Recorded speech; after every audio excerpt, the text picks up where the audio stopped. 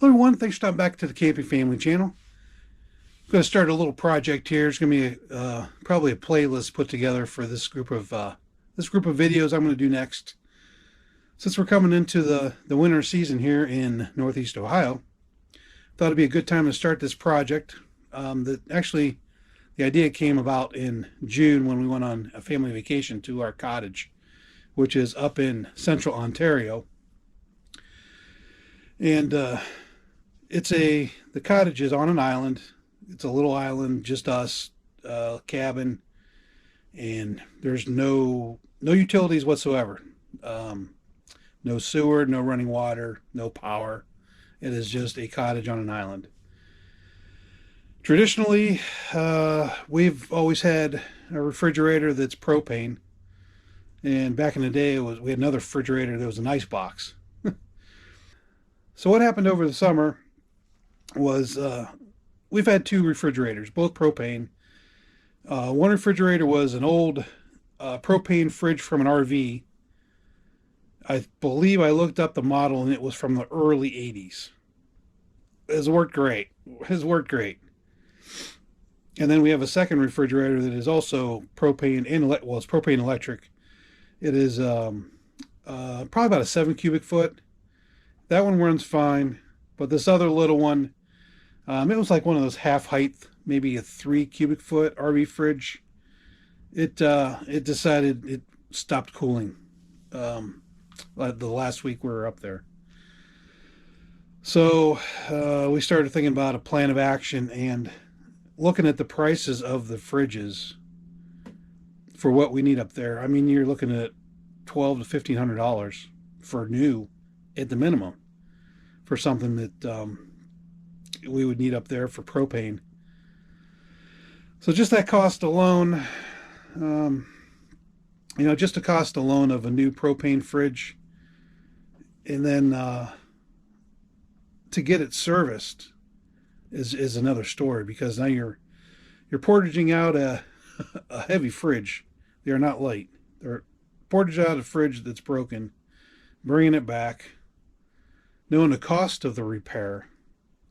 You almost think, well, what if we just run power or have power and get a residential 7 cubic foot fridge for, well, here in the States, I mean, we've got them coming on special now at the end of the year for $200. So it just makes sense to use residential up there if we can. Which brought around the question of power. Now, I had a little power station that I've been taking up. I was using that little Kuchir solar panel, and then I had a Engine Star little 600-watt power station. Well, that thing's worked out great. I mean, we used it to run our little barbecue. The smoker worked fantastic, and the solar panel charged that. Everybody could charge out their phones off of that. So just having a power station up there was very handy. And I know the prices on power stations has been coming down the last couple of years with the LiPo 4 batteries. The designs are getting much more stable, where they're not breaking as much, from what I'm reading. I mean, every model has problems, but it just made sense to start looking at maybe putting a larger power station up there at the cottage. So that brings us to where I'm at now. When I initially started thinking of a power station up there, I'm looking at something in the 2,000 watt hour range. And then my concern at that point is, okay, I could run one fridge off of that, probably no problem. I'll get two 200-watt solar panels to charge it, which should supplement throughout the day fine, to recharge what that little fridge would use. It'll get me through the night. But my concern then is, if I get a power station, what happens if something goes wrong with it? I'm in literally the middle of Ontario. I'm an hour away from any city. What would I do then? And if we're only up there for 2 or 3 weeks, it makes no sense to try to get something serviced. So I need a backup.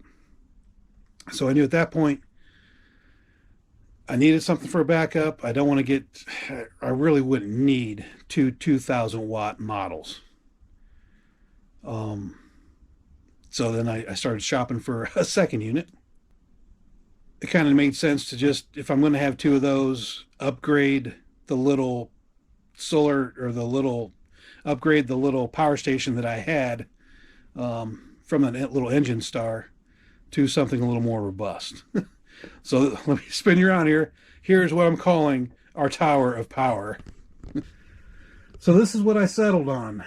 We've got the Bluetti AC200 Max, 2048 watt hours battery, and has a 2000 watt inverter, which is plenty for what we're going to be doing up there. So that'll be my primary unit. As a backup, I decided to go with this AC180 from Bluetti. It's light enough, portable enough that if the 200 Max, for some reason if the 200 Max would have an issue, that 180 would be a good secondary unit to do what we needed to do. The 200 Max is 60 pounds, which is too heavy for my parents to lug.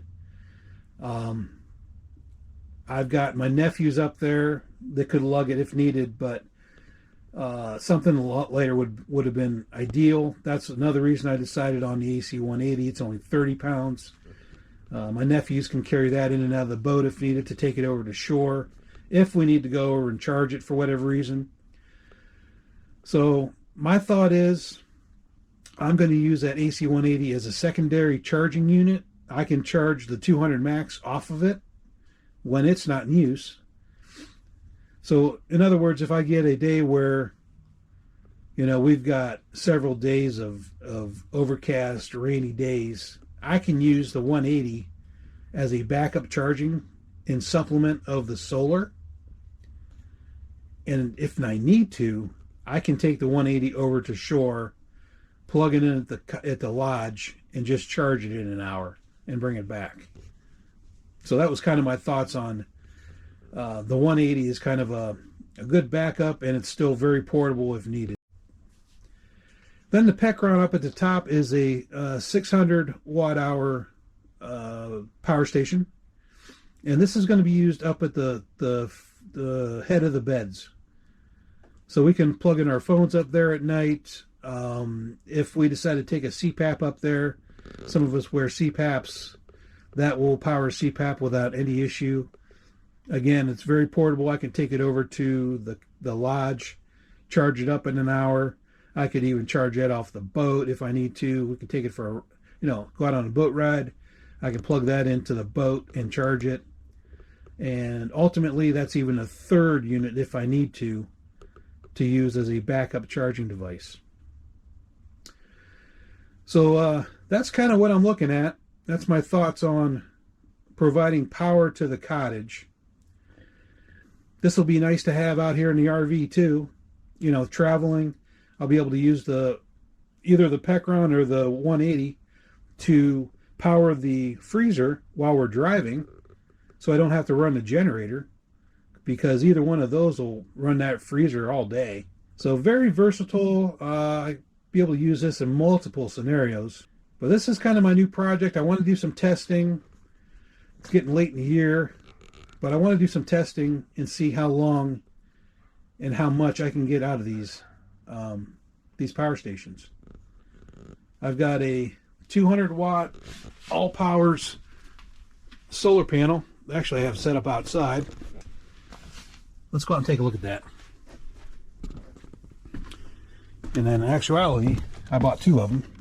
So I've got two all powers 200 watt solar panels. And then I've got that little cooch here 100 watt solar panel. So I've got 500 watts of solar. And I've got this, then I have these two 200 watt all powers. So plenty of solar. I might buy one more 200 watt in case of something happens to one and it gets cracked while we're up there. Then I have a spare, but I just don't know how much money I want to outlay at this point.